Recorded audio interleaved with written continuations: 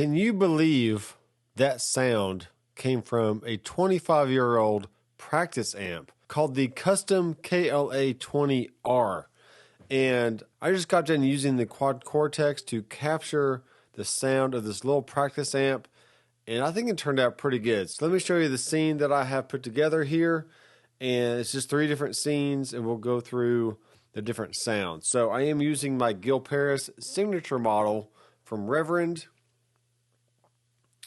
and it looks like a Strat. You know, it's not technically a Strat because it's a Reverend guitar, but this is a S-style body, and it has the Fishman Fluence pickups. So here on the Quad Cortex, you can see we have a basic amp and cab capture because I was able to essentially capture the full sound of the amp with the preamp, the power amp, and the speaker.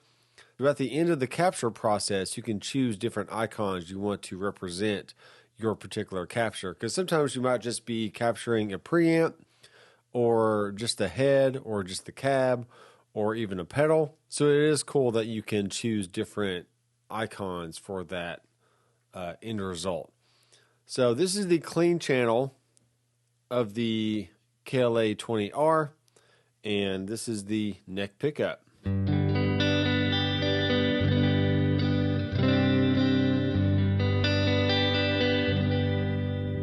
Now I also have some delay and reverb on, so let me go ahead and turn that off. Okay,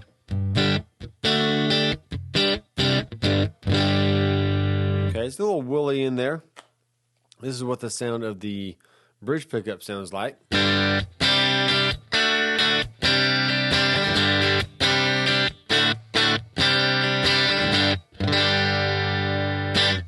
Okay, turn on some reverb.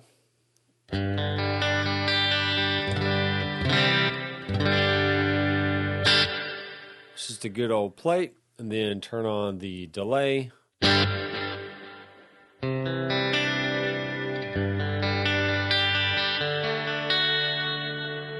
And I think you can get some great sounds whether you're recording or playing live. It's just a good all-around clean sound, and it just fits really well for what I would typically want to do. Now on the B scene, I have it kicked over to the drive channel, and this is what that sounds like on the bridge pickup.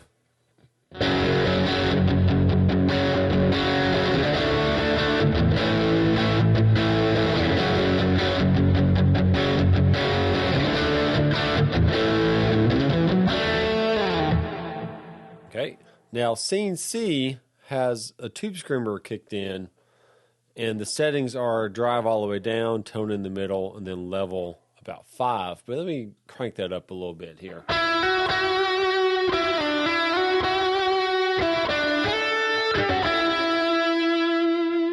Now keep in mind the core tones of this sound are all coming from a practice amp, which is just insane to me.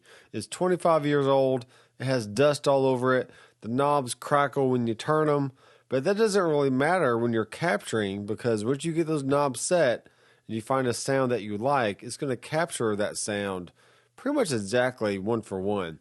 I mean, you can be pretty safe to say that the capture process on the Quad Cortex is an exact copy of whatever you're trying to capture. There is some language in the capture process that says it is now emulating the sound that you're trying to capture. In a sense, it is trying to emulate it. They're pretty much saying it's not an exact, but really when you use your ears and you toggle back and forth between the capture and the reference, you're very hard pressed to really tell the difference in which one is which. And once you get past the auditioning process and you just start hearing it in the mix, whether that's in a full band setup or in a recording situation where you're starting to record tracks, you're never going to tell the difference between the capture and the reference in a mix. So it's pretty much safe to say it's an identical copy to my ears. I mean, I just don't hear a lot of difference,